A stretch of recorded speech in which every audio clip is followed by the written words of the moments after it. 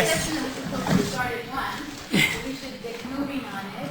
But we actually are also setting up our own.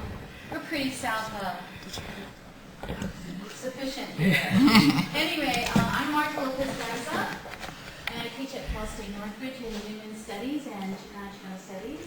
And this panel is on formerly incarcerated women. And I'm going to briefly just talk briefly about each of the women, and then what we're going to do is I'll introduce the first speaker, and the first speaker will introduce the second speaker, and on that way. And so I think we'll have about 20 minutes. We each have about 20 minutes to whatever. Yes. And okay, so we'll try to keep time so that there's time for question and answers.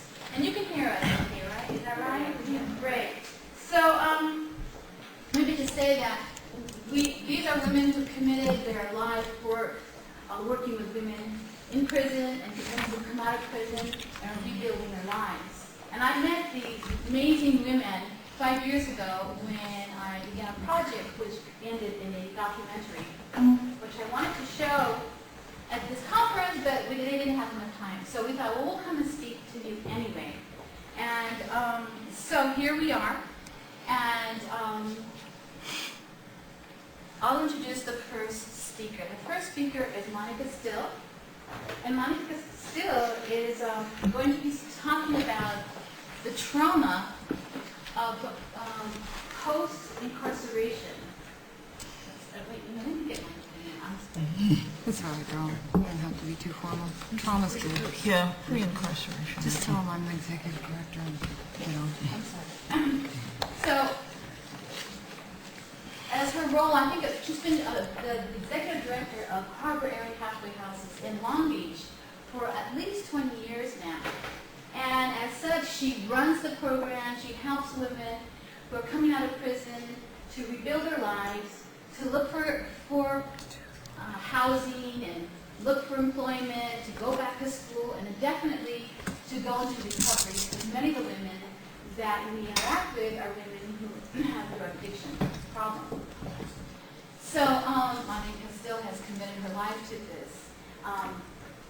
So with that, and she's an amazingly compassionate woman and vibrant, as are all of our speakers today.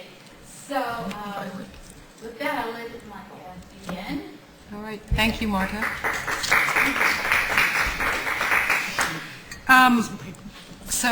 So just let me make a confession here first. This is the first time I've tried this whole thing on a PowerPoint, so hopefully I'll get this all synchronized, but be patient if I don't. So I chose the title of trauma fiction because really most of the time what is known and understood about trauma gets kind of skewed and sort of devalued, or the effects of trauma get devalued when you're talking about criminals. Criminals somehow are some kind of other category that gets completely segregated from the rest of us. And I also should warn you that I made a talk similar to this because we were talking about women in prison and trauma, and it was to a group of social workers. And after I finished speaking, one of the social workers raised her hand and said to me, "You can't do this. You can't leave us here with no hope."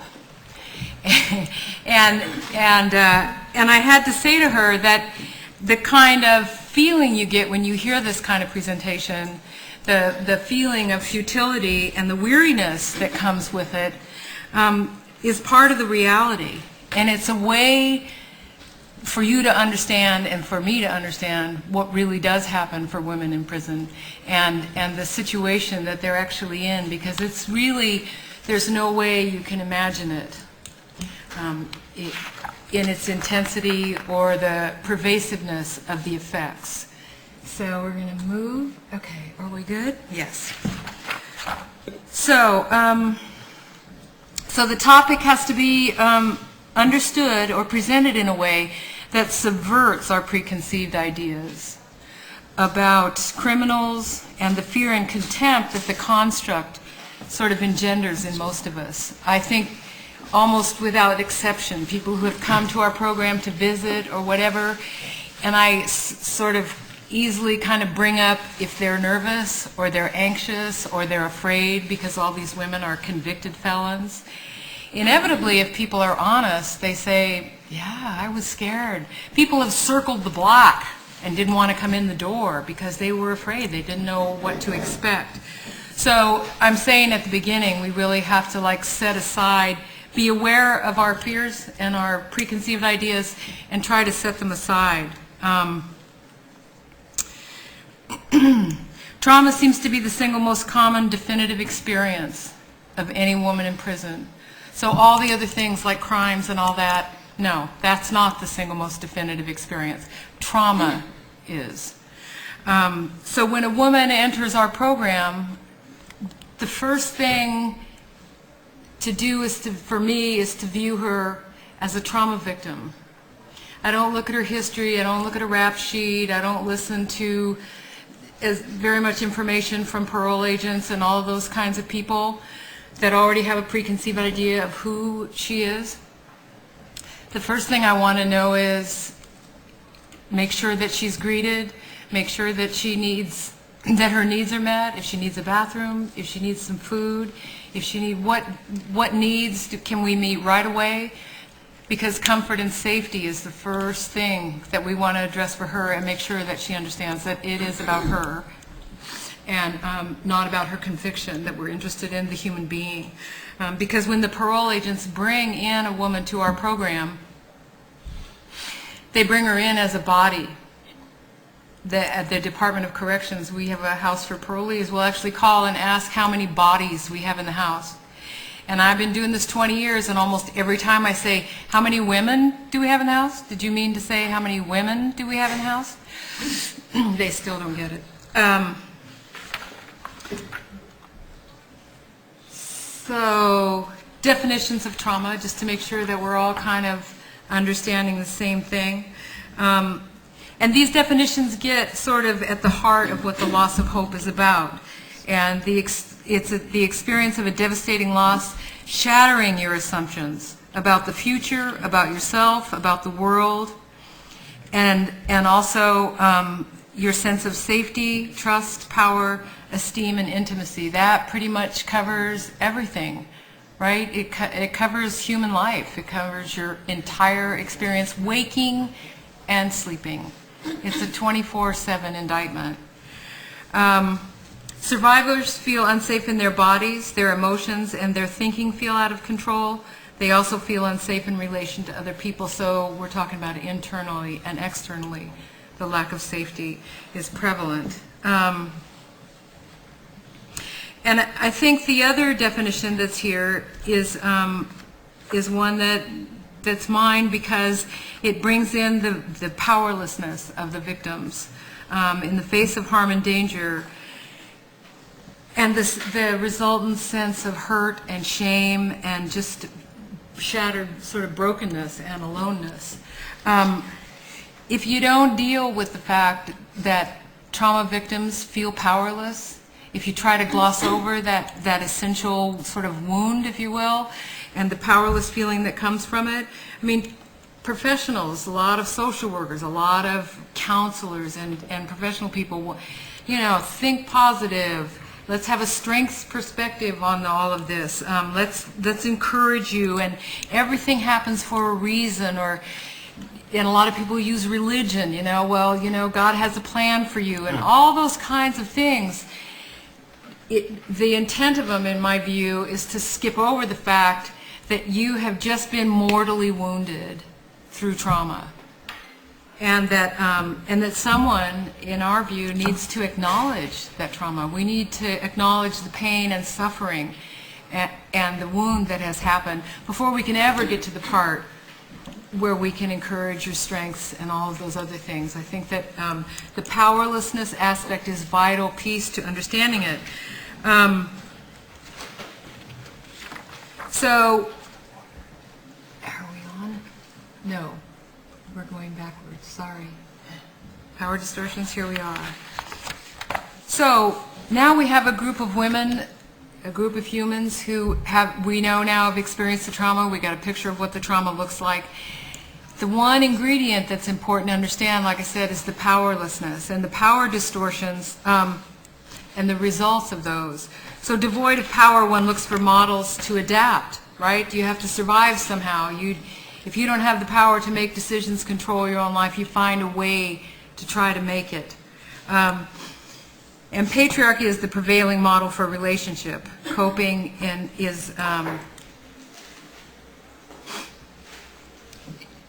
so it's the prevailing model for the relationships, and it's also the root of the problem in terms of power distortion. So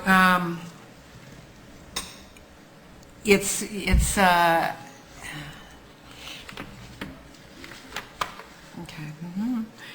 So patriarchy, right, is dominance and subordination. It's victim-perpetrator. It's right-wrong. It's dichotomies. It's good-bad. So, and you know, most of the people that we're dealing with, the incarcerated women, you kind of can see where they end up on this scale of things. They're the bad, the wrong, often called the perpetrator, and part of what we're saying here is that, no, actually we're talking about the victims. And they find there's several ways to get power that we see, you know. One is dominate, one is to be subordinate, right, to sort of get by acquiescing, and the other one would be mutuality and authenticity, which hopefully is something that we work towards. Okay.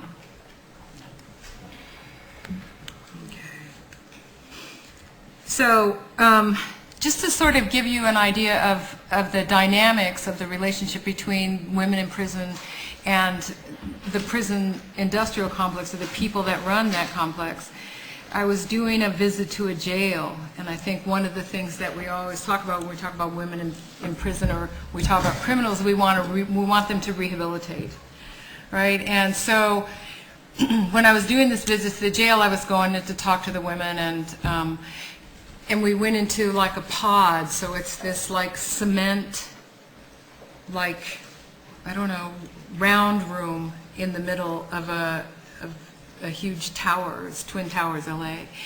And there were all these little sort of rooms off, and there's a loudspeaker in the middle of this concrete-like room. And over this loudspeaker comes this woman's voice. It says, "Hey, move it! Get going! I want all those things cleaned up." She's trying to get folks to do their chores and get things cleaned up on a certain section. And all she did was scream the whole time. So now I'm not even a prisoner, right? And I'm standing there, and my body goes rigid, and my heart starts pounding, and I'm like, okay, I'm in trouble. I'm threatened here. Something bad is going to happen.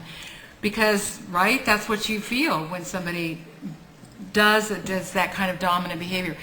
Women in prison are talked to 24/7 that way, pretty much as a general rule. And it's a terrifying experience, and it's also antithetical to what you would want them to learn to do. So reverse the situation. If one of those women walked up to a guard and spoke to them that way, no, they would be in isolation and under severe punishment for a very long time. You don't ever speak to a guard that way. So the roles of dominance and subordination are like so marked and so severe that there isn't any way that a person in that prison can come out of it any other way than just at bare survival and completely traumatized by the experience. Okay, how are we doing for time? We're good? So these are just some numbers, just some stats, so you understand kind of who we're talking about here. Okay, and I'm not going to like read them off to you, but you can see 2/3 of the convictions are for drug offenses, 60% with a history of substance abuse. So 80% of the women in prison are mothers. So that leaves, you can sort of imagine if you figure 1.5 children for all of those women who have children. In LA County alone, there's like 4,000, I think, women on parole. So, and that's just the ones that are on parole, not in the institution. So these are families that have been disintegrated. 71% of incarcerated women have experienced physical abuse prior to 18, 62% after. Of course, you're talking about many of the same women that are just, you know, being abused over and over. 41% sexual abuse. Okay, and then you have like 58% who have not had a high school diploma. So we're talking again about the intersection here, and I know that's what this is all about, the intersection of the race, class, gender, all of these things feed in together, right? And we're also talking about women in a system that was designed to handle men. So all of the relationships that they have with children and the responsibility that they have with children, something like 60% of them were single parents coming in.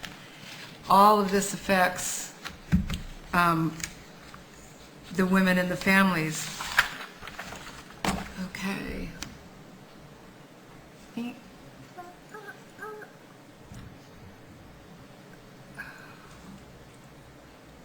Okay.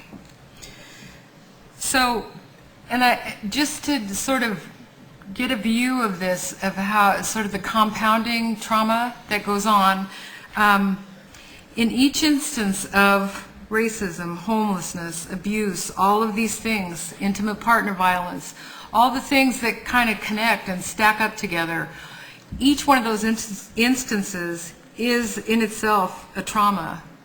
And one of the ways, you heard the stats sort of about substance abuse and drug offenses, one of the ways to deal with these kinds of traumas is through the self-medication of drug abuse and addiction. And is often the solution to dealing with the pain.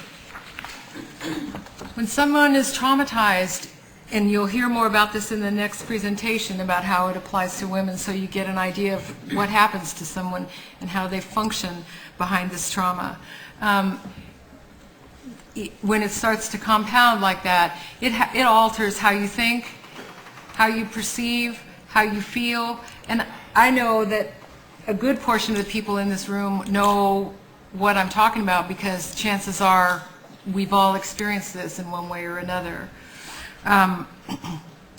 Okay, so here's the slippery slope in terms of trauma.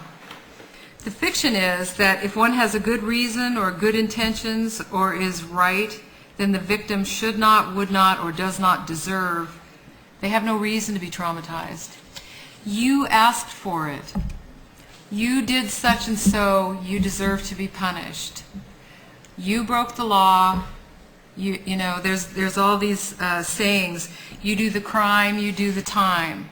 And you'll hear it inside the institutions and from the parole agents a lot. You did the crime, you do the time. And what's interesting is that I often hear the women in the program say the same thing. Well, that's the way it is. You do the crime, you do the time. And so the party line of you deserve what you get is internalized by victims. It's always been like that, right? If you know about trauma, you know that they internalize the oppression. And so the oppressor doesn't even have to be present for that to be a powerful system. So it becomes justifiable traumacide. Say that again? Justifiable what? Justifiable traumacide. I'm sorry, you got me staged. So it's punishment and forced disengagement through contrived consequences does not treat trauma. It doesn't change behavior, it doesn't increase problem-solving skills or build self-esteem. So enforced punishment further exacerbates the problem that it, I don't know. It says it's solving. I don't know that they really want to solve it. That's a whole other discussion about the politics of the prison industrial complex and what they're actually really about. Prison re-traumatizes, reinforces behavior based on surviving hostility and threat. problem-solving and self-esteem move to the category of privilege or luxury. And true choices and a degree of personal power are systematically removed. When a woman goes into prison, she's not allowed to keep her name, her clothing, the rights to her own body, including vaginal searches and all other orifice searches. She's not allowed to keep contact with her family. She loses every single connection she has with any kind of sense of personal identity or any kind of real relationship with another human being. They're severed. Somebody can come, her family can be planning to visit for a month, month and a half. They set up, they travel, I don't know how many, 50, 80, 100, 250 miles, depending, to get to the place, wait for 5 hours. They shut down the prison, send everybody home. Nobody gets a visit. No reasons, no explanations, no planning next time, nothing. No explanation necessary. You're a prisoner.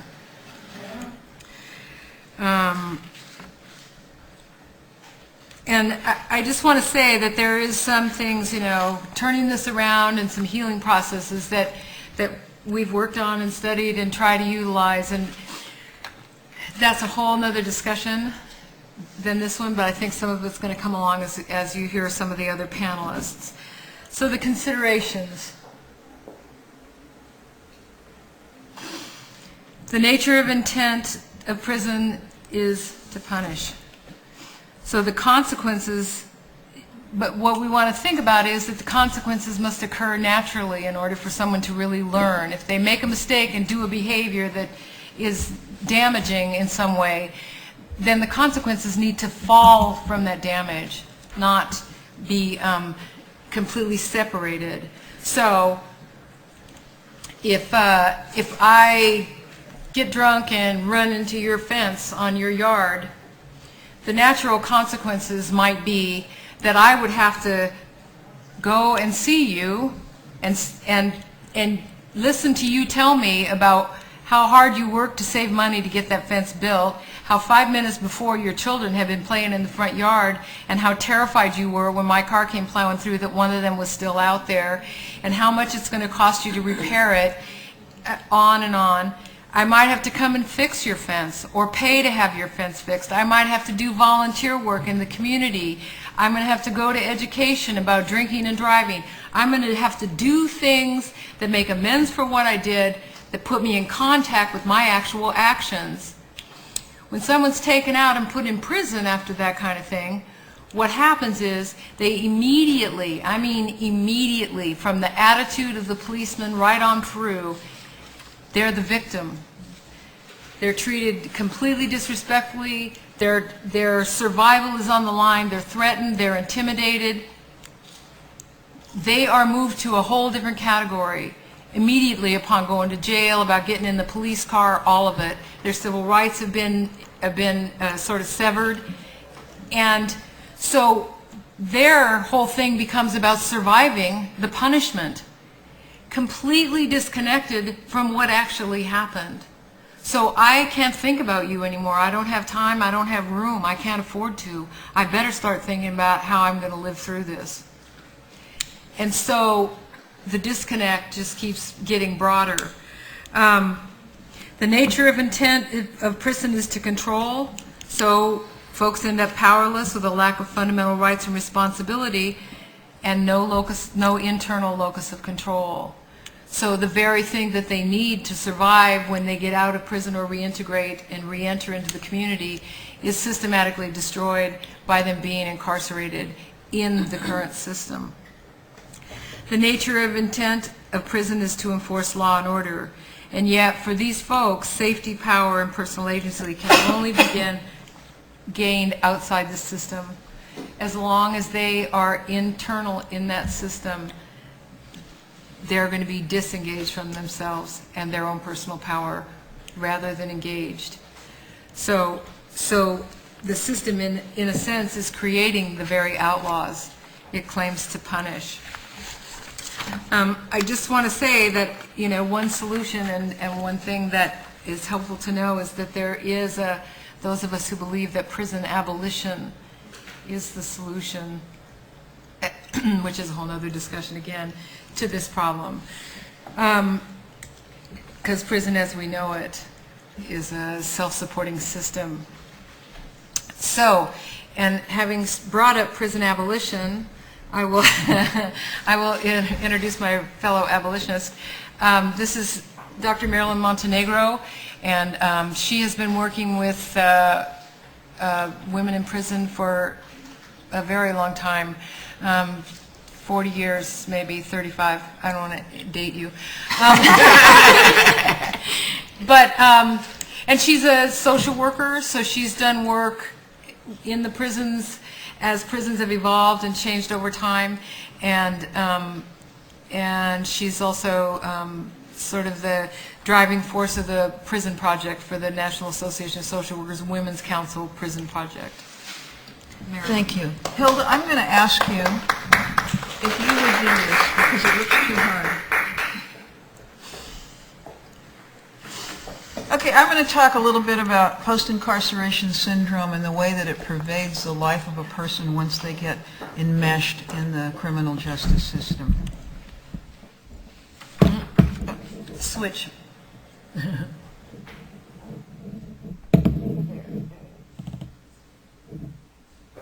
That's it? Okay. You can move to the next one. So, as we entered the 21st century, a man named Terence Gorski came up with the term post-incarceration syndrome. And for many of us who've been working with and trying to serve women coming out of prison, we had become aware that they came out of prison damaged. And this was the first time that I was aware of that we put a label on it. People complained of having something like post-incarceration syndrome. They knew something was wrong with them, and they didn't know what it was or how it had happened. Gorski kind of restricted it. He said that the very conditions of prison caused post-incarceration syndrome. But as we began to work with it over time, we began to be aware that the causes of post-incarceration syndrome existed in prison, while a person was on parole, and even after they left parole, because they were still known as a felon, an ex-con, and that carried with it restrictions, and their life didn't end. So it starts in prison. Where's Hilda? There's Hilda. Next one.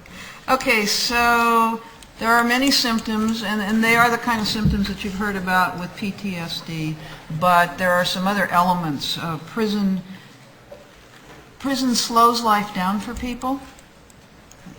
They're always being counted, and everything stops, and they get counted about 6 or 7 times a day, and generally the count doesn't equal the number of people in prison, so they have to be recounted because they look like they got an extra person and that couldn't have happened, or maybe they have one person less. So all of a sudden they get out and they're on the street and life is moving very fast. So they have all of these symptoms. They're always on the alert. If somebody comes up behind them and touches them on the shoulder, they jump. They may turn around with their fist cocked ready to hit you. Often they want to be where they can see the doorway. Often in a room they'll sit with their back against the wall because they don't want to be surprised. They don't want anybody coming up on them. They have to be alert. They have to know what's happening with everybody else who appears to be in control, and they feel that they totally have no control over what happens to them, which is often not an inaccurate assessment. They have trouble falling asleep. They have trouble staying asleep. They're not sure of what they're feeling, who they can trust, what's going on. Next. Often people come out of prison and they go into a program. They'll go into a sober living. They'll go into a halfway house. And when they go into any of these kind of communal living settings, they're given a set of rules. And often what happens is they sit down, they try to listen, they want to know what to do, they want to succeed, and their mind wanders because they just can't concentrate. They just can't focus. It's a lack of focus and persistence, pace and persistence. I've known people who, much as they hate prison, they were around a lot of people and they were secure in the rhythm of the prison, and now they're living in a house. And they will go around and check the doors and the locks several times before they go to sleep to make sure that they're secure. It's been such a traumatic shift and change for them. They may have a hair-trigger temper that they're not able to control. They may fall in love absolutely quickly and they don't know why. It seems to them that their life is out of control, and in a way it is. And this is a mental illness that starts, and many of the people, as Monica has said, come into prison, trauma victims with mental illness, which is one of the results of trauma. Then they get into prison, and they experience the lack of freedom, the lack of individuality, the lack of autonomy or agency, the lack of security, and the inability to have normal, intimate relationships. Let's see. We should be one more ahead. Okay, so it's pretty simple to see when you're in prison how you've lost freedom. You're locked in a cage. And depending on which prison the women are in, they're either locked in a cage with one other woman or with 7 other women. But they don't get to choose who they're locked up with. And it's often described, certainly when they're in CIW, which is the closest women's prison that's in Corona, it's like being locked in a bathroom, literally. I mean, there are 2 bunks, and there's a toilet right there, and a sink. And who you're with, when you're locked up, is totally out of your control. When you get to eat, when you get to shower, what you get to eat, you've lost all of those kinds of freedoms. What you wear, you name it, you've lost that freedom. The loss of individuality. You're referred to as a body. I mean, I guess we all find that so offensive. There's even something that they have, a piece of paper, so that when somebody comes in, you get the body receipt.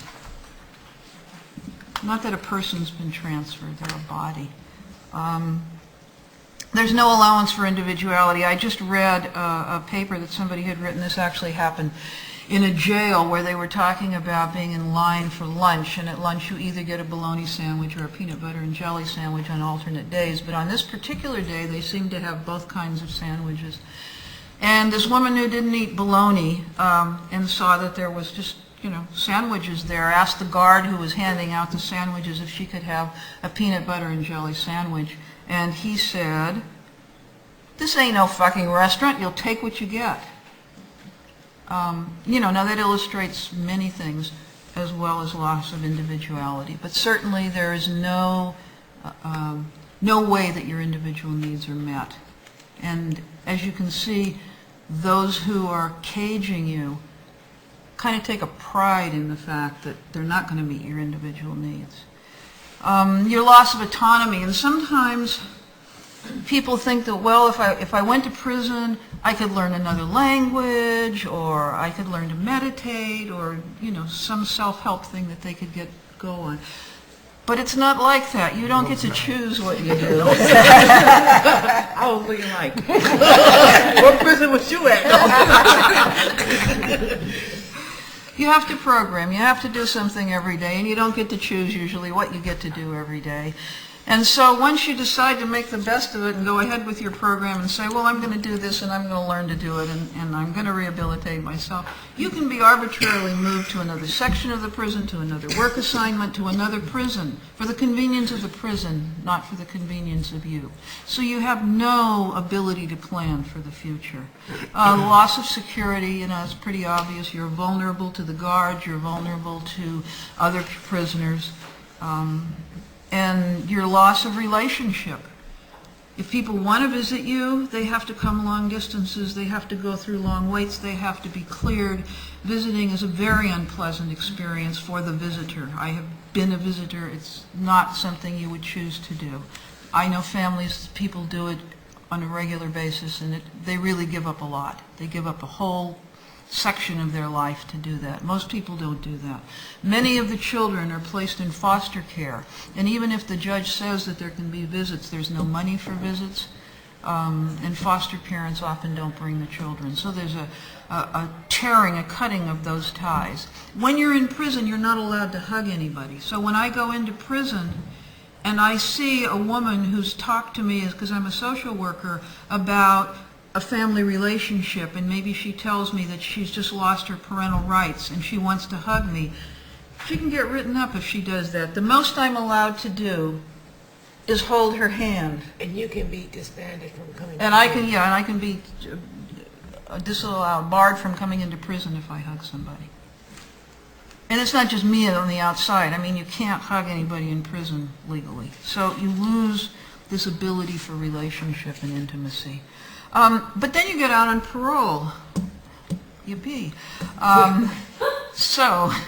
Now you're on parole, and generally you have a parole agent, although there are some people now who have something called a non-revocable parole. But you still give up your civil rights. When you get out of prison, you have to sign a form that says that you will agree to all the conditions of your parole, and if you refuse to sign it, then you don't get out of prison. Am I going too slow? No, you're okay. She just moved the watch and I got worried. So you have to agree to warrantless searches, and that means that the parole agent or any law enforcement officer can search you, can search your car, can search your place you live without a warrant at any time for any reason that they think would be a good idea, and they don't have to just neatly search it, they can tear everything apart. At a sober living, there was an occasion when the police had heard that somebody who was a fugitive was at the sober living. The person was a former resident. They came in at about 6 o'clock on a Sunday morning. There were, some of the women had their children there with them for the weekend, although the children didn't live there full time. Everybody was asleep in bed, and the police came in and they had a flashlight and they pulled the covers back and they shined the light in the face of every single person and child in that sober living. This is a sober living that had actually a mixed population of some people who were on parole and some people who were not on parole. The only thing they had in common was that they were in recovery from the disease of addiction. So when the agency raised question about the reason that the police had the right to do that, there was an investigation, and the agency was reassured that indeed they did have the right to do that, and if those people who were not on parole did not want to be treated that way, then they shouldn't live with people who were on parole. The parole requirements are not negotiable. You lose your individuality, your autonomy, your inability to plan. Actually, this was an event that happened at A New Way of Life, where Susan's the executive director. She had hired a woman to work for her who was on parole. I happened to be at the agency that day. It was the middle of the day, and the woman had a work assignment, and she was busily at work, and the next thing I knew, she came in looking panicked, and she said, "I just talked to the parole agent. I have to be at the parole office in an hour." And the parole office was, I think, in Pomona or someplace. And Susan said to her, because Susan understands how this works, "Go ahead on. We'll cover for you. We'll take care of your assignments." But most employers would not do that.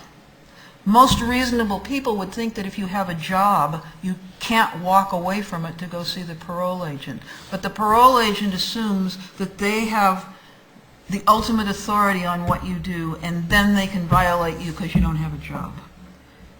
So you lose security, you're going to be returned to prison, you've lost relationships with your children and your family, they've been estranged due to your long period of absence, your children may be caught up in the DCFS system. Next change. But now we're at the legalized discrimination of former prisoners, so eventually, if all is well, you get off parole. And you think it's all over. But it's not. You've lost your freedom. You're barred from housing, welfare. There are boxes that people have to check. The boxes say, have you ever been convicted of a felony? And these boxes are ever present on your job application, your jury application, your public housing application, your welfare application. Those of you who don't have felony convictions, look at the next piece of paper you fill out and see if it's not on there. It may even be on your credit application. And one of the things that they do, and one of the things that's a pervasive way that people are treated once they're enmeshed in the criminal justice system, is that there's ever-shifting and unclear rules that you're supposed to follow.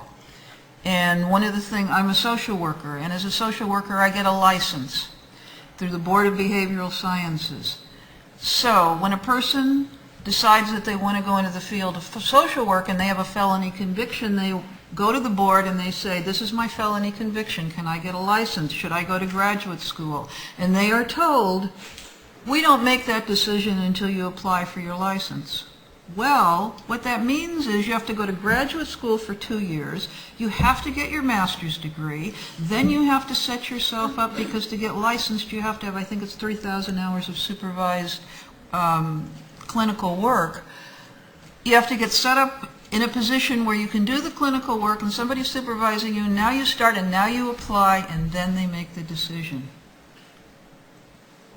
I don't know if that makes you crazy, but that certainly would make me crazy if I was trying to settle on a career and nobody would tell me if I could do that. Now, it's not just social work. I mean, I don't think you can be a barber or a funeral, a massage therapist, a funeral, what do you call it, an embalmer, any of those people. A bus driver. Yeah, right. Security guard.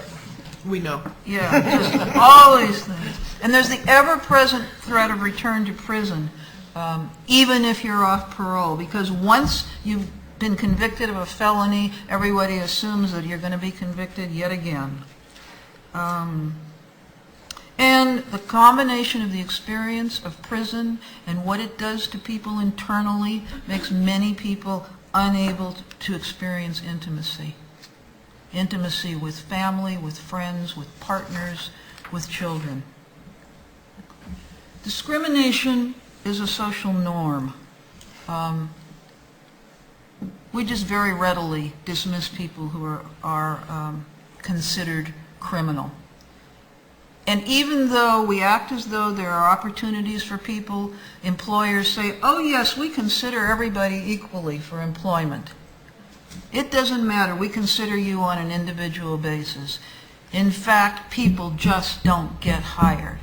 It is the person with a felony conviction who gets a job who is the unusual, exceptional person. They are not the rule. And I'll give you another social work example of a student, actually a UCLA student, who was a social work student, and I got a call. I'm a field instructor for social welfare students, and I got a call that she had been convicted of a felony. And she had, and the person calling me was just incensed. She had a felony conviction and she didn't tell us. And now we sent her out on a field placement, and of course they can't accept her to work with people because she has a felony conviction. But we thought of you. Would you accept her, they said. Well, of course I said yes. And then I thought, boy, I wonder what she did. But in social welfare, we're the bleeding heart liberals. We're the ones who are supposed to ameliorate the ills of the world, but not if we have a felony. Okay, there is a synergy between trauma and discrimination, and what happens is we put people in prison and we give them post-incarceration syndrome. If they happen to be lucky enough to enter prison without a mental illness, we as a society make sure that they get one. And then we put them on parole, which reinforces it. And then, after they're off parole, the legal discrimination against them continues to reinforce them while barring them from all kinds of activities. And it's a label we put on people, and it's legal discrimination. And I'm not even going into the racial intersectionality, but this certainly has a big racial component. And Michelle Alexander has written a book called The New Jim Crow, about how for black men, because of their overrepresentation in the criminal justice system, really are ensnared in a whole new set of legal bars to their civil rights that are hidden, that are cloaked, that the label of felon is a proxy for discrimination.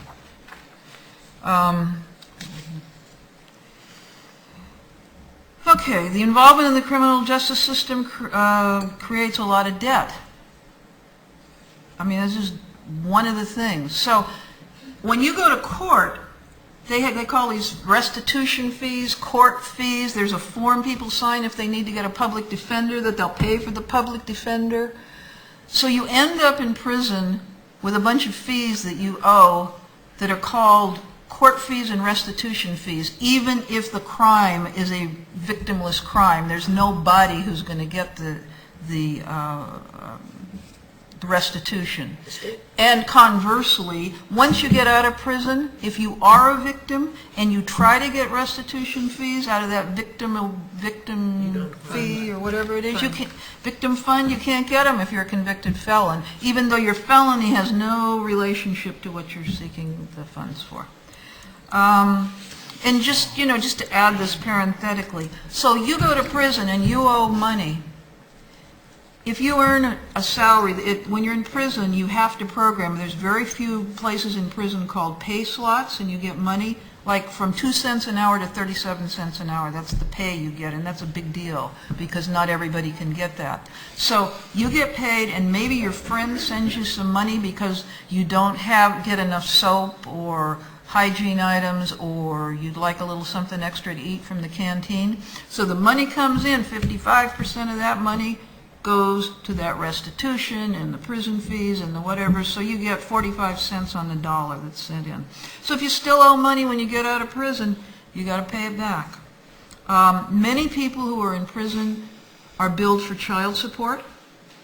Anytime you're a non-custodial parent and your child gets welfare, they automatically file for child support. It's not just for rich people, for bad men who go to the Cayman Islands to hide their money. It is also for poor people who go to prison. And if now there is somebody from Harriet Buhai at County Jail who does talk to people about this to get it stopped, but because I've been told that because it's a legal decision that's been made that you have to pay child support, you can't just call and say you're in prison and get it stopped. Somebody has to go back to court and file another paper to get it stopped. That happens more frequently now than it used to, but women particularly were not aware that if their mother took care of their child, that they were going to be billed for the welfare she collected to care for that child. So people come out with these huge bills, and one of the things that happens is they can't get a driver's license unless they pay. And in LA, if you don't have a driver's license, you're in bad shape. Okay, then barriers that uniquely impact women. You can't get TANF benefits if with a drug felony conviction. The children can... TANF, temporary aid to needy families, used to be called aid to families with dependent children, welfare. The mother can't get it, the children can. Those are for drug convictions after 1997. Relatives who want to take care of the children when the mother goes to prison can't take care of them if they have a felony conviction. Many people who come from families where there's a lot of felony convictions, so this creates a real problem. Now there are some exceptions, it can be worked around, but generally the first step is denial. The stigma, I think, for women is unique. Men's behavior is generally considered on a continuum of acceptable behavior. They're too masculine, they're too entrepreneurial, like that. Women are, my time's up. Okay, rush to finish. Okay, I'm rushing to finish. I dare tell you your time is up. Look. Okay, all right, I'm going really quickly. We tell people to turn their lives around. That's ridiculous fiction. There are too many barriers. They're internal. We cause mental illness. They're external. What people do when they get out of prison is not going to make the difference. The cards are stacked against them. Most people who are in prison will be released, but they will be returned. There's a 70% recidivism rate. I think that should be the last one. And the fortunate few who don't go back will endure the persistent, unending oppression reserved for those labeled as ex-con, ex-defender, felon.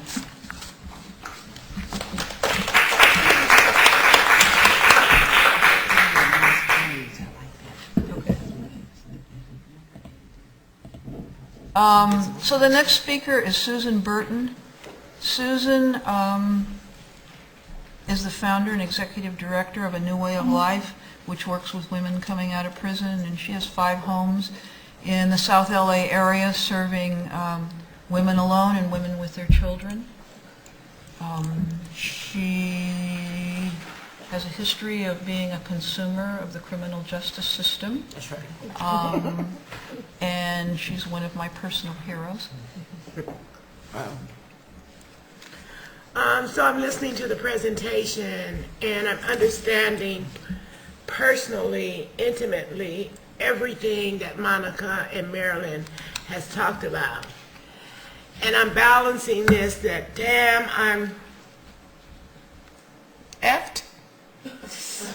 Damn I'm fucked. Or damn I'm lucky. And in between that, my daily walk is I face these things that they're talking about and try to support women transitioning out of prisons to get through those things that they talked about, the discrimination, the feelings of inferiority, the parole officer harassing, the POC doctor not allowing them to get medical, mental health medications. And I mean, this is daily. There's something that has to be wrestled with. I'm going to give you just a little bit of my history and just place that on 75% of the women who are incarcerated. Maybe not the exact experience, but something very similar. Born in a housing project, raised by my father, a blue-collar worker, my mother, a homemaker, my father losing his job, he beginning to drink, my mother trying to hold the family together. There were 6 of us, and a lot of stuff going on in the family and in the community as a child even. I survived it all. I struggle. I try to maintain. I hold on. And I have a child, and then I have another child. They're 10 years apart. My second child, at the age of 5, he's ran over by a policeman, killed, and I begin to drink. I not only drink, but I use the drugs that are so available in our community. And those drugs are illegal. I go to prison. I go to prison not understanding. I've been kind of knocked down by grief and anger because the policeman never called to say I'm sorry. And I struggle with it, and it just tears me apart. I come out of prison 2 years later, and there's nothing but the same stuff. No support, no understanding. I'm an addict by this point. Courts never say, let me get you some help. You have a substance abuse problem. Not one time, but 6 times. Finally, I find some help in Santa Monica, the Southern California city of compassion. And in Santa Monica, I get 100 days of drug treatment, 2 months of beginning of therapy, and I'm on my merry way. Damn, what a difference. I get a job. I can't get licensed in that job when I try to get licensed as a CNA or get into nursing. I'm taking care of older people in the community, and I save a little money. And during this time, I find out about what actually happened to me. And there was something real different that could have happened to me. And I believe, possibly, if I'd have been a white woman, I might have received more support and more services. But I'm not a white woman. I'm a poor, black woman. And I use drugs, and I was sent to prison. And it happened over and over again. I save this money, I get this little place. During that time, I start going to meetings in the community. Not only 12-step meetings, but meetings that was informing me about what's happening, what's in the community. And I meet Saul Sarabia at one of those community meetings. And we were working around the challenges that grandparents were having taking care of children whose parents were in the criminal justice system. And the light really came on. You know, I get this little house, I invite women who's coming out of prison into the house saying, damn, if they can get what I got, you know, some compassion, some support, a safe environment, maybe they won't go back to prison either, because now I know I'm not ever going back to prison. You know, so I start this house and it works and more houses come. But in the time that I'm starting this house, I'm watching these systems that are just totally annihilating the people who are struggling and striving to be all that they can be. And not to say they're going to be this great CEO or this, you know, person, just to be with their children, just to fit in the community, just not to go back to prison. And I'm watching these systems annihilate them, and especially annihilating the black women. I have watched a woman, two women, both of them have drug convictions, one black, one white. The white woman applies for general relief at the same office as the black woman. She gets her general relief benefits on the 21st day or the 14th day. The black woman gets it on the 30th day, or maybe if I have to make a couple of phone calls, she gets it on the 35th day, because I know they have 30 days to give it to her. And I watched this happen over and over and over again through the 11 years that A New Way of Life has been there. And it doesn't say that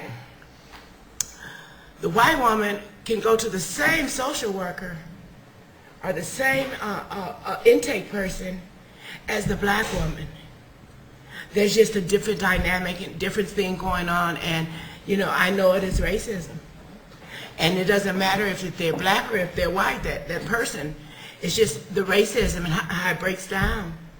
I watch the white woman able to handle and get a job within 90 days, 120 days. I watch the black women say, well, I'll go on to school because I can't get a job. And I can go to school and perhaps I can get student aid and I can be learning and something will happen. It's startling and shocking, but I'm just telling you what I see, what I've experienced. You know, so it's like, damn, I'm fucked. Damn, I'm lucky. I don't know which is going on, because I have to see this and I have to work with it and I have to support the women through this process, and everybody's seeing the differences and they're comparing them, and we have discussions. We have leadership development all around it and what's going on in our community, that we better get mad, we better get busy, we better stay, you know, in tune and support one another. And, you know, and in the face of that, we have to stay encouraged. I have to stay encouraged. And it's quite a challenge sometimes for me to stay encouraged. I try to keep on a good face, but in the night when my head hits the pillow, you know, I have all kind of arguments going on with myself. This is, you know, this is ugly. But I can't just come here and say to you everything's okay, because it's not. I can't say that one person's treated like the next, because they're not. what I can tell you is that it's it's still alive and it's still alive and well. The new Jim Crow that Marilyn talked mainly about men, but all we do is transfer the gender into women, and it's the same, or it's a little worse, because I believe some men can do some heavy lifting, warehouse jobs, and get a low wage paying job in that area where women aren't as able to show up for those jobs and get those jobs. So, but I work with women. So my stuff around the men is only imaginary. I'll be trying to work it in my head. In the new Jim Crow, they talk about the F word, felon, actually being the N word. And when I'm in meetings and when I'm in conferences and when I'm places, they talk about me. They say offender or ex-offender. They say felon. They say parolee. They say ex-con. They say body. They say all these other names. They don't say person. They don't say woman. But that's what I am. That's who we're talking about. People. And it just doesn't seem like it's framed up like they are or we are people. So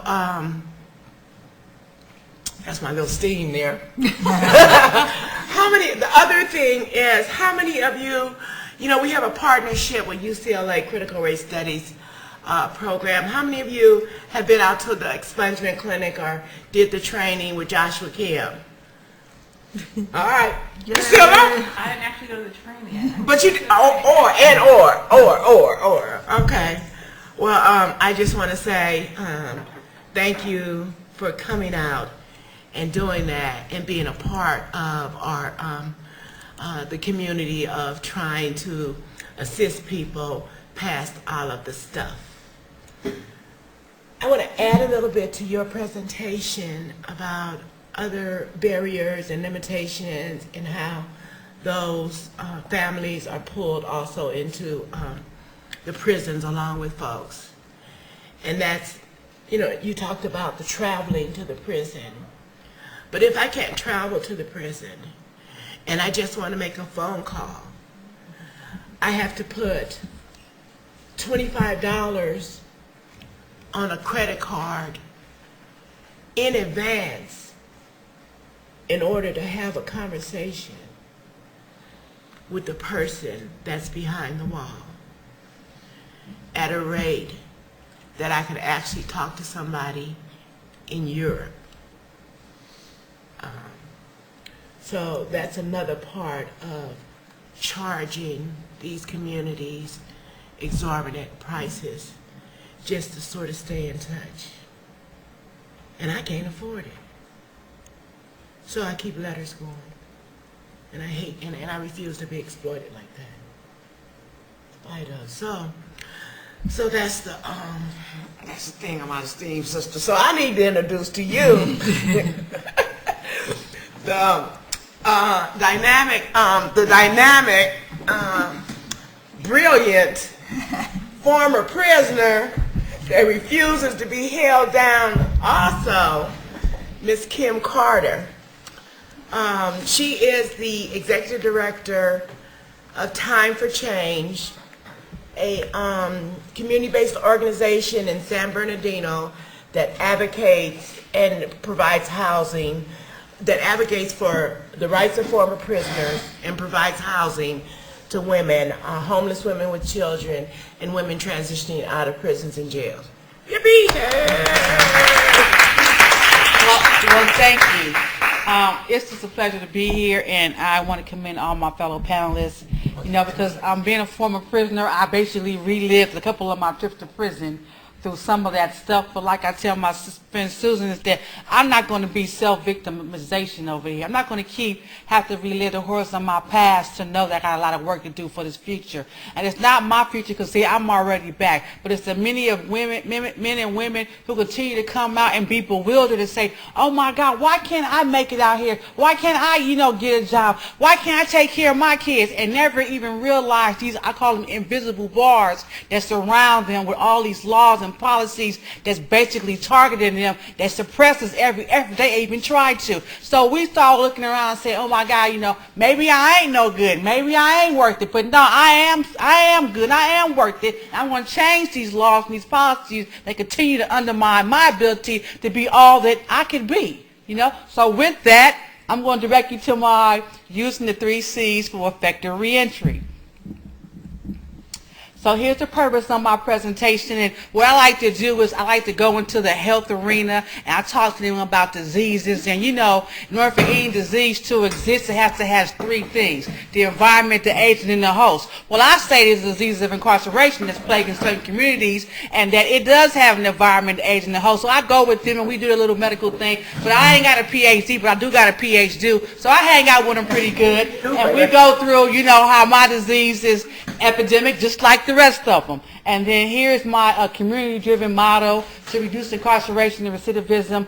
And I want to talk about examining what are people re-entering, because we act like that when they come out of prison, we talk about re-entry, they re-entering something that's so fine and so grand and so ready, but they actually entering something that never accepted them to be there in the first place.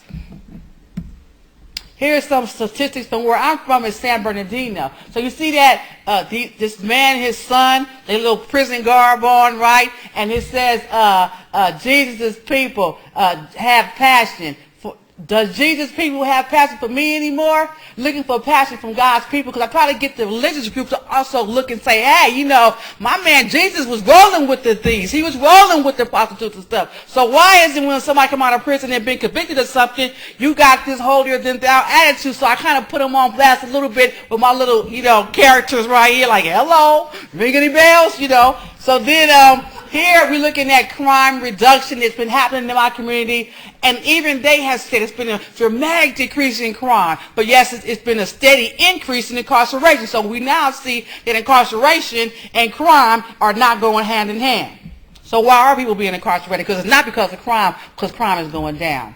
So here we have people in the city on parole. Other people in the city on parole. We have how many people is convicted of drugs and what it's costing to keep them people convicted of drug offenses in prison. And just what if for one moment we stop incarcerating people because of their symptom and actually dealt with the root causes, which would be treatment, and pay for that. We would have all this savings right here. At the end of the day, it would be $30 million worth of savings. So we wouldn't have a budgetary problem at that point. We would have a reallocation issue at that point. But see, they don't hear me though. So here go my epidemiology model that I have: the environment, agent, and the host. So here, what's happening in the environment? Now, I'm at school, so you guys don't talk about education. Students are not graduating. We have all these schools that's failing in all these different A through F categories.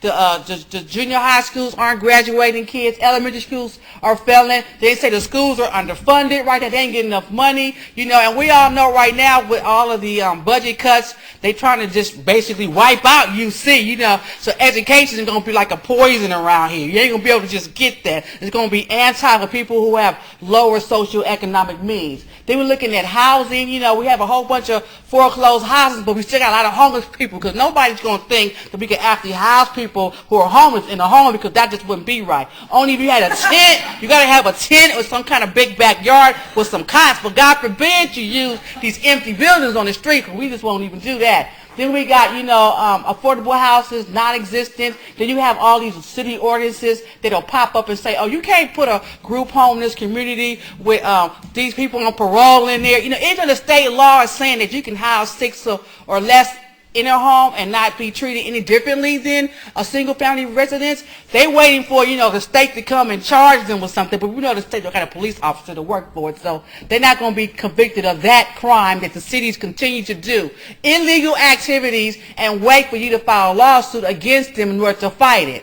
But when it comes to people in the community, the police come and arrest us when we wrong, but when the city wrong, nobody comes. But we ain't going to talk about that. Look at that employment right now. High unemployment rate, lack of jobs, homelessness, family and structure. The bottom line is there's a disinvestment in communities, then you're going to have a high crime rate. Here's the host, the person who's going to prison, who's been affected by this disease, lack of family support, maybe they've been in foster care, juvenile hall, intergenerational poverty, poor mental health, been repeatedly exposed to violence, drugs, and death, the disenfranchised, maybe have addiction to drugs and alcohol. Everybody been traumatized, victims of mental and physical abuse, molestation, because mine was molestation. I was molested at 5 years old. I didn't know that's why I turned into a promiscuous teenager. I didn't know that's why I kept on saying something was wrong with me, and only the drugs and alcohol would get me out of not knowing who my father was. See, I didn't know all that, but see, the people with the alphabets, the MSWs, the LCSWs, they already saw the history. They already had the trends. They already knew the diagnosis, but I wasn't getting treated. I wasn't getting the mental health treatment I need for my diagnosis, so I was left to be sick and then be called bad, but I wasn't bad. I was just sick without no health insurance to go see the doctor. So here we have inadequate opportunities to heal and recover from these various abuses. Then we got this agent, I call it the criminal justice system, and who's all a part of it? Because so you got the police who come to communities of color and ride around more often than others. You got the system that will have two people coming there with the same crime.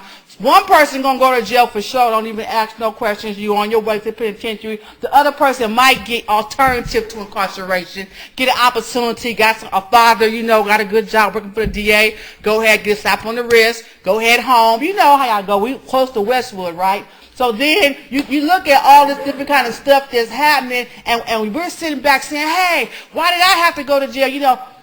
Right now, Arnold Schwarzenegger's wife, she was driving her car on a cell phone. She ain't got no ticket, but they sure pulled over and gave Kim Carter one.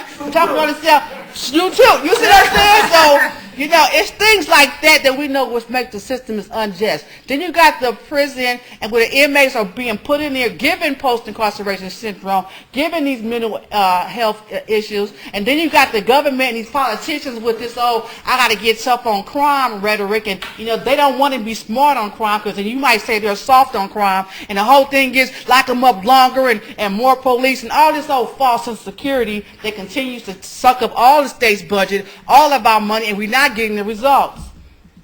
Then he go the hard truth. What is society's focus? And I always say, follow the money, because the money show you what the focus is, right? So what do we have here? Oh, that's the prison. So sometime after Proposition 13 was passed and all the mental hospitals were shut down and all that, California decided to go on a prison spending venture. And they started spending all this money building all these different prisons. Back to back to back. It wasn't about going green. It wasn't parks. It wasn't nothing else but prison after prison after prison after prison after prison. And we looked up and we had built us 33 prisons in 20 years. We was doing at least 1 point something per year, right? And so you look around and say, my God, where'd that money come from? Because we wasn't like rolling in the hay back then, as far as I knew, but somehow the money appeared and all these prisons was continue to be built. Well, if you're going to have a bed, you got to put somebody in it. So let me go ahead and make things that wasn't a crime, make that illegal so I can continue to incarcerate people now. I might got the mother, but I need to get the mother, the brother, and where's her kids at? I need to have her kids lined up to come in here, because see, folks built these prisons, they did it with investment in mind. Oh, and here we go. The one thing that was built for a school was an institution called UC Merced, and you see how it looked, right? It's all half done, and today it's still in construction because they don't got enough money to fund it. But they built all the mother prisons fully, top of the line equipment, high technology and everything. Not having no problem with no money, but when it comes to a place where you're going to learn, support yourself later, we don't got the funding right now. So then I say that crime is not the cause of a community dying, it's the sound of a community dying. And the government in and of itself is not going to save a community from dying. We forget that. The police in and of itself ain't going to come save the community from dying, and you ain't going to be able to arrest your way or vote your way out of what I call a societal disorder. This is my little friend right here. It's the elephant, right? Now, if you had an elephant in your room, you would be like, oh my gosh, elephant in the room, right? But sometimes we get around this elephant and we just go, nobody don't say nothing. Nobody gonna talk about that. You know what I'm saying? So here's the elephant in the room. People are hungry, homeless. They don't have access to health care services. Unemployment rate is off the chain. The conflict resolution skills are not available. There's no money in prevention and intervention, you know, and then we have a failing public school system. Parenting is lacking. Teenage pregnancy. Without quality of life, there is no respect for life, right? Re-entering what? You re-entering not in my backyard. Imagine coming back home after serving your time, paying your debt to society. Hello. And you come back, I'm going to get right now, wherever. Somebody says, I don't want you living on my block. And then you go over here, well, I don't want her over here. And then somebody want to help you because I have a home, like Susan has a home, and we'll take you in here. Well, we don't want your house on this block. Well, is this still Earth? Because the last time I checked, I belong here on Earth. You know, I didn't go to prison to come out to belong on another planet or nothing. You know, I have to be here somewhere. So if you're going to tell me where I can't be, well, where can I be? Because, see, you didn't mind that prison being built in your neighborhood when you built these 33 prisons. Nobody said, oh, not in my neighborhood. These prisons was built and everybody was, oh, we're going to be so safe now. We have all the security. But now I come out, you don't want me to come. You talk about that institutional denial, you know, that discrimination that plays all the time, that coveted employment discrimination. You know, you got to pay for medical services, you know. The community is just basically underserved, right? So what are we going to do about it? What I do, I took some of these young kids. They come from the housing projects, like Susan said she was raised up in. And here these are the people who are most likely to be teenage pregnancy, on drugs and all that. These girls is 12, 13, 14 years old. They're doing good. They got one program in their complex, and it was a fashion design program to teach them how to, you know, make clothes and, you know, model and all that. And what happens? Oh, that program has to get cut to leave them without anything to do, no resources and all that. So I took them to Sacramento to go meet their policymakers to talk about the effect of not having no focused intervention and prevention programs. So what we got to do, we got to focus on intervention and prevention. We got to have community dialogue and planning. And I always say declare a state of emergency, because anytime something goes down, the governor always say, well, I'm going to declare a state of emergency. So my mind said that must mean when you do that, you get access to some other funding or something, you know, because why you got to keep declaring it, right? So let us declare one, darn it, you know what I'm saying? Declare a state of emergency, because our kids cannot continue to be fed into this pipeline, shipped off in these places, and nothing's been happening. We need reentry programs and capacity building, and we need to give back our political will. And this Operation Phoenix was a model that was created in San Bernardino, where they had prevention, intervention, and suppression. You see what I'm saying? But suppression only came after you had the intervention and prevention. So if you had those two services already targeted to you to give you a chance to get your help, and they still didn't work, then you would be suppressed. But at least you had to have the intervention and prevention targeted towards you. So here go the 3 prompts for the little thing I talk about for the agents that are hosting the environment.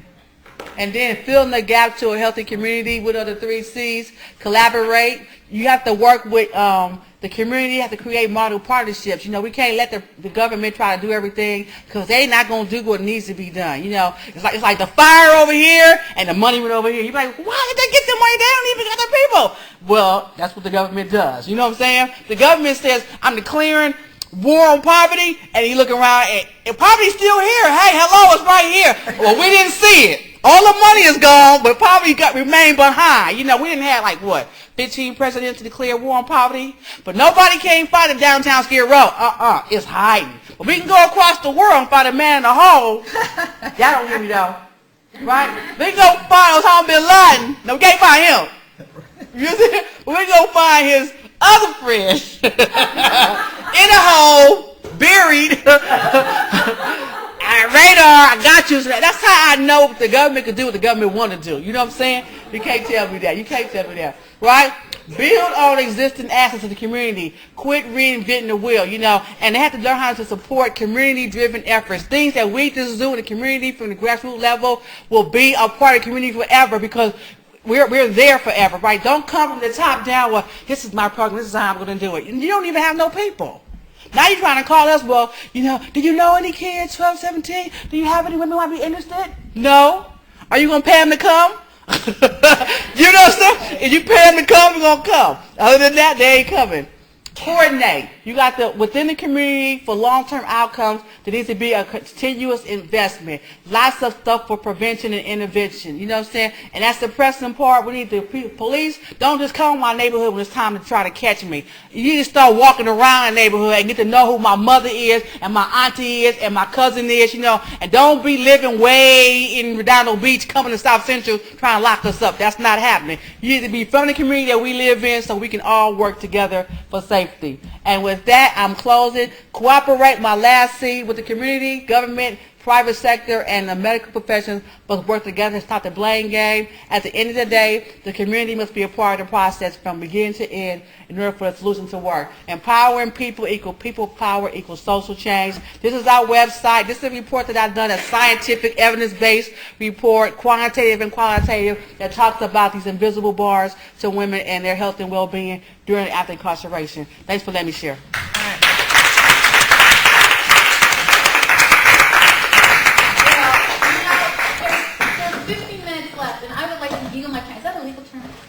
I'd like to yield my time to my great panelists. Weren't they wonderful? Monica, Marilyn, I know you want to ask questions, and I know there's going to be something here at 3 o'clock when we have to sit up. So why don't you go ahead and ask your questions? And I think it's a small enough group that we don't need microphones or anything, right? So let's do that. Go ahead. Thank you. That was really amazing. My friend and I are from Los Angeles in Hawaii, and right now I'm working with a group called the Pacific Alliance to Stop Slavery, and we do aftercare for some of the trafficking victims, mostly domestic U.S. citizens. We're also trying to pass a state bill making trafficking illegal in Hawaii. So my question for the panelists is, what are some, I'm having a lot of difficulty when I meet with our state legislatures, you know, convincing them that these prostitutes are actually victims, you know, of trauma, of crime, of sexual abuse, etc. So what are some of the arguments or ways that you've been successful in changing people's hearts and minds, especially with, you know, government? Are most of the legislators men? You have a number of female. Is it easier to convince the women that The Hawaii Women's Caucus is actually the group that introduced the bill, but of course the members of the House and Senate Judiciary Committees are predominantly male.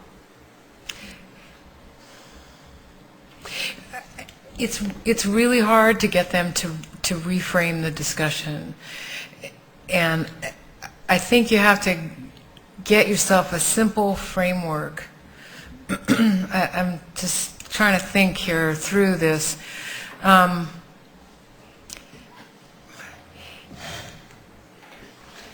There's a way that you have to think in terms of compassionate understanding. You're never going to get them to understand it intellectually. You've got to make them feel something. They have to get into their feelings, and it's very difficult to do because they school themselves not to feel, right? Because that would be weak and, well, far too feminine, frankly.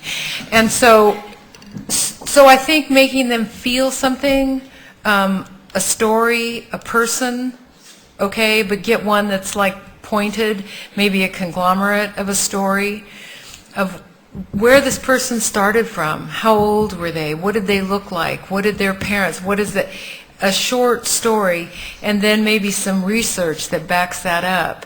And how, I mean, I go for wherever I can go for when I'm trying to talk to them.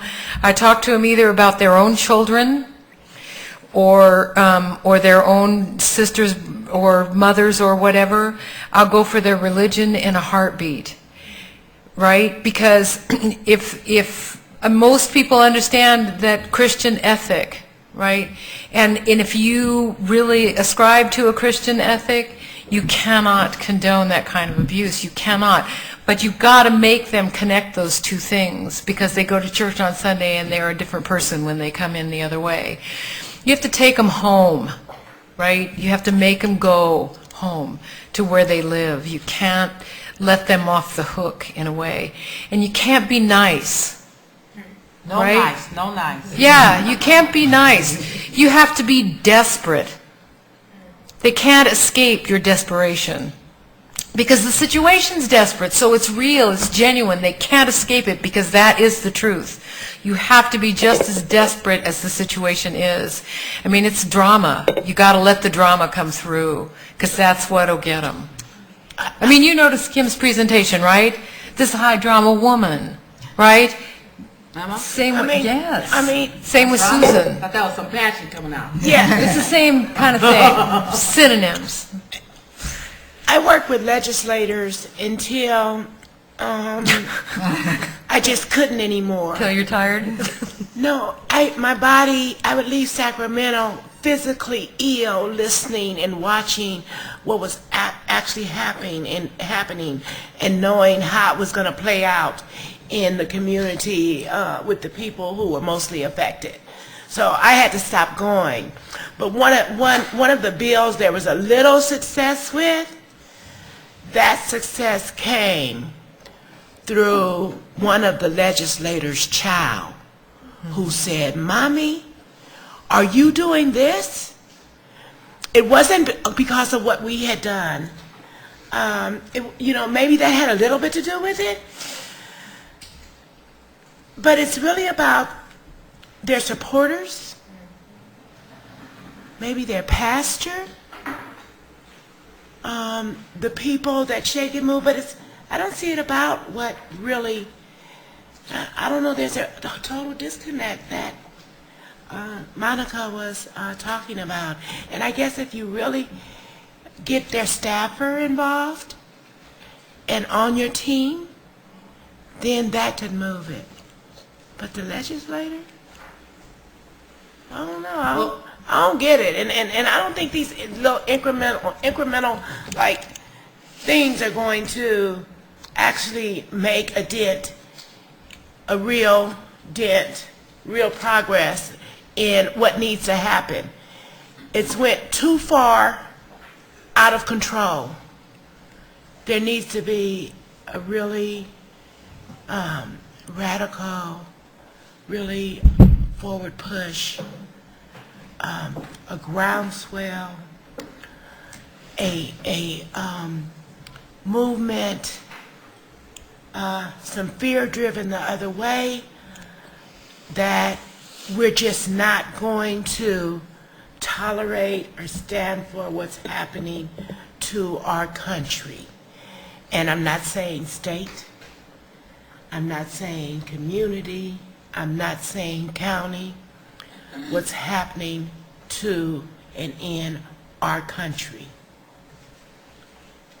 I know that's radical. Well, one of the things But it's the truth. that It is. has been my curse and blessing is that I'm an exposer. So I don't mind stepping on your toes. I don't mind exposing what you're doing to everybody, because somebody out there, you really care about what they think of you. I don't know who it is, but my job is to tell everybody I can so that person will hear about it and say, "Hey, I heard so-and-so." You know, when we started trying to go to the right to bring them over a little, and those strategies, I found out early on it wasn't about talking about saving no money for the budget. They don't care about that. It wasn't even their own printed up conservative values. It wasn't none of that. It was all about what else do they have to swap. See, everything up there is an exchange game. If you need my vote for this, I need your vote for that. So my job became lining up, what else do you have on the agenda that you're trying to work through? Because my little thing, nothing to you, but you got something you really care about. Let me see how I can tie what you care about into what I need from you. Then I can say, hey, so-and-so is working on your bill in so-and-so other committee, and he's a great supporter of so-and-so. Aha, you're helping them with an idea. Well, maybe I could talk to him to support what that's for. That's all it was a whole bunch of swapping and deal making and concession taking. That's the whole thing was a big old, to me, like a big old dope game. Who got the biggest sack? Who on what corner? I swear to God. So when she was getting sick, I was fired up there. I'm like, hey. And we were walking those halls halls together, because the halls are, the rooms are renumbered where you can't figure out what room number. It's not sequential. The floors are, you second floor 1 minute, the third the next. It's all kind of, you got to learn the stairwells. You got to learn all these things. So in the end, that's a damn shame. It's a damn shame that that's the way the laws are created. That's why I got sick and had to come home. That this is what we're depending on to, run and drive our state. Okay, let's go ahead. And she had a question over there. Over. Mm-hmm. Okay. Yeah. Yeah. Go ahead. Okay. I think one of the things I want to say, first of all, thank you, because it's really refreshing to hear this kind of conversation in an academic space. As a person who is doing a doctoral program, you have to fight to have these types of conversations in an academic space. And I think that that's part of the reason why when we start trying to figure out how to address issues and we're looking at our text or we're looking in the systems that we have access to here, that there's only so far that can take us. And one of the things that it sounds like to me is an organizing model, right? So the law's not necessarily in place, but you push, and bump up against it as much as you can until you have to change it to do something else. And so I just wonder if you all can talk a little bit more about some of the other spaces that you engage with, and then also your experiences dealing with the academy, because I do think that if you have an activist or organizing background, it's almost like when you come to the academy, it gets beat out of you in a sense. So I'm just interested more in that connection. What's the academy? The academy would be Academic world? Yeah. World. Yeah, you're here. Yeah. I got the PhD too. I'm sorry. I didn't.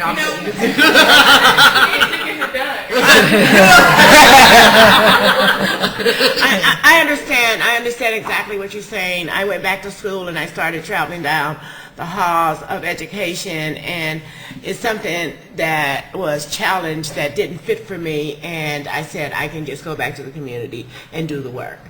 But we have a statewide organizing initiative called All of Us or None, and we organize the community and try to do some leadership development and education. And Kim has a chapter, there's a chapter all across California and in some other states outside of California. And its purpose is to strengthen the voice of formerly incarcerated people, that we can fight to end discrimination and speak, in places like this in our voice. Yeah, and I think the other thing is that somebody has to be willing to stand in both spaces, and it sounds like you're one of those people. Some people have a passion for that. They see that disconnect and they want to make the connection, because you've got to straddle it. There's no way.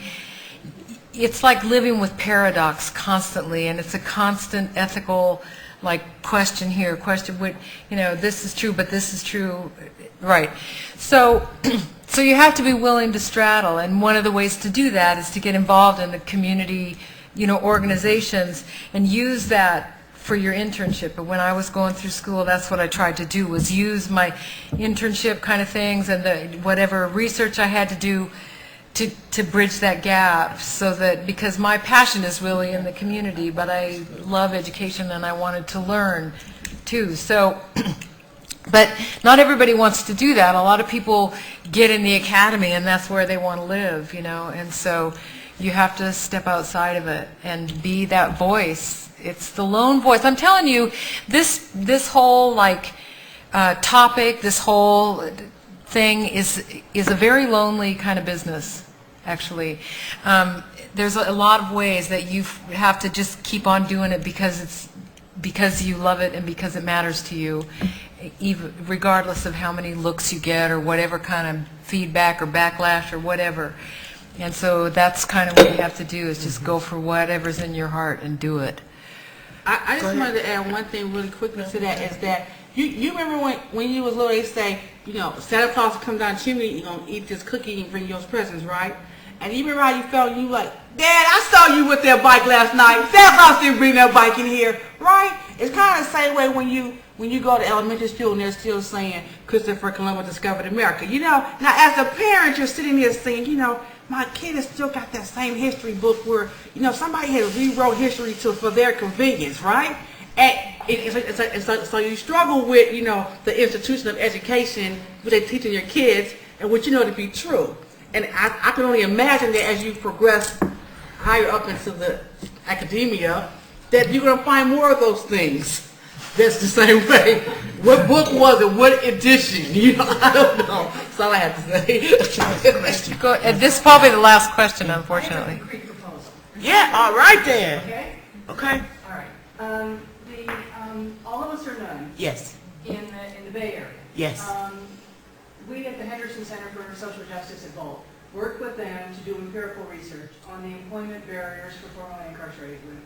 So we have all this empirical work that demonstrates, of course, what we already knew, right? All the employment barriers and how those employment barriers are greatest for African American women. Yes. So we have all those statistics. Yes. And we've got organizers in All of Us Are Done. We've got organizers down here. You're working with UCLA with Yes. critical race theory studies to do the empirical work. So why don't we get together, Bay Area, LA, we've got the academics, we've got the research, we've got the activists, right? And we have a legislative strategy in Sacramento. So we all go together and we say, okay guys, here's the problem, here's the state of emergency, what are you going to do about it? And if we all go together, then they're not, these legislators, yes, they have to negotiate, but if they've got the academics, they've got UC, they've got the activists, all working together, it's going to make it a lot more difficult for them to sort of blow any one group off. So that's my concrete proposal. All right. Okay. UC Berkeley, UCLA, all of us are none. Leave a business card. Yeah. Go ahead. few. Can we squeeze in one more question? Yeah. Go. I had a question and a comment. In terms of changing hearts and minds, especially on the opposite aisle, for conservatives, I was wondering, did you find any effective allies, such as religious or business or any what are the most effective allies to change hearts and minds for persuading people from the opposite aisle? And that was my question. And my second one was that, secondly, what is the role of popular culture, in terms of especially transforming attitudes at the grassroots level? Personally, I teach writing to a lot of Korean American students, and they're very isolated from other Mexican and African American communities, and so it's very hard for them to relate to Black people or Mexican people at an abstract level. But then when they see stories, I think they're able to handle stories better, like The Blind Side, the idea that there's a if there's a Black kid, is it the Christian thing to invite him home for dinner? Because a lot of these kids are Christian, but they never thought about how do I apply Christian teachings, what would Jesus do, at an actual interracial setting.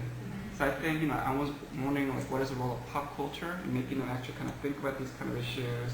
How do I actually practice my religion in daily life? So anyway, 2 questions. Okay. My response to the pop culture is the negative pop culture where you have, I forget what ad it was, with the man going to prison and not bending over to pick up the soap.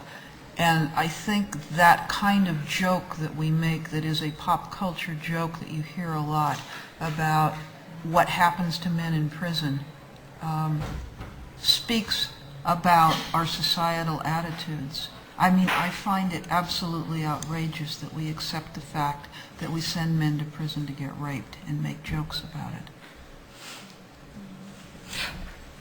I think one of the things that you brought up about pop culture, though, and you said, that art or music or something like, I forget exactly what you said, but it seems to me that those kinds of things that sort of,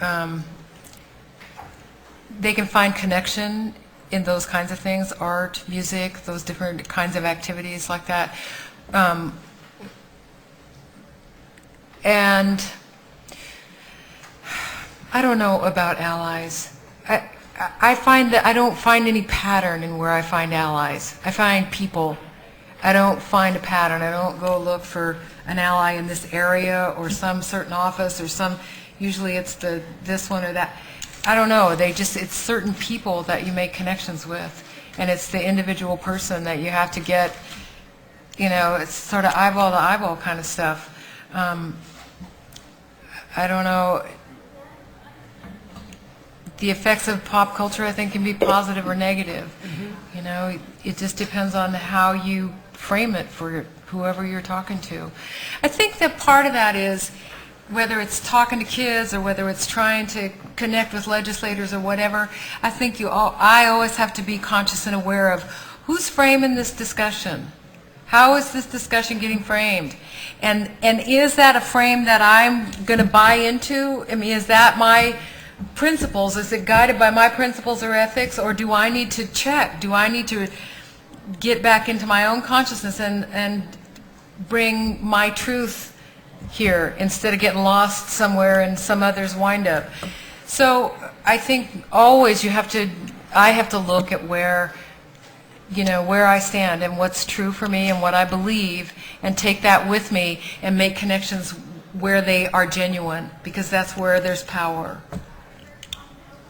Let me just say as we close that I encourage you to visit, Harbor Area halfway houses in Long Beach, A New Way of Life in Watts, Time for Change in San Bernardino, and bring your friends so that people can actually see what's going on at the ground level and how the incredible work that these women are doing, not only teaching women to take responsibility for their lives and to learn the daily skills, but also they're teaching women to be politically conscious of that larger picture so that they can change things not just at the individual level, but at that larger political and economic level, so that they understand that larger picture of neoliberalism, of economic reconstruction and economic restructuration and deindustrialization, what happened to their communities and how that dissolved and had to do with crack cocaine coming into the communities. These are the larger pictures the women are learning through the work that these women are doing. So I encourage you to meet with these women individually, come to visit them, and also check out the documentary made. It's a 90-minute full feature film. Very good documentary. Very good. Very good. It's called When Will the Punishment End? Thank you very And much. I just want to say that we have this partnership relationship going on with UCLA Critical Race Studies program, and we have an expungement clinic where people come and volunteer every second Saturday of the month. And Joshua Kim, who is a graduate of UCLA, is a staff attorney, and he comes here to the school and actually does expungement trainings with the students here. So there's the opportunity there for that. There's the opportunity for your class to come and watch the interaction. I'm awed and really touched that what is taught here, when the students, when they're debriefing, it's a whole different reality of what's actually happening in law in our communities. So there are those opportunities, and our website is anewwayoflife.org. And Joshua Kim is the person that you can call or me and get involved in the expungement clinic or visiting the New Way of Life. So we got to get out of something.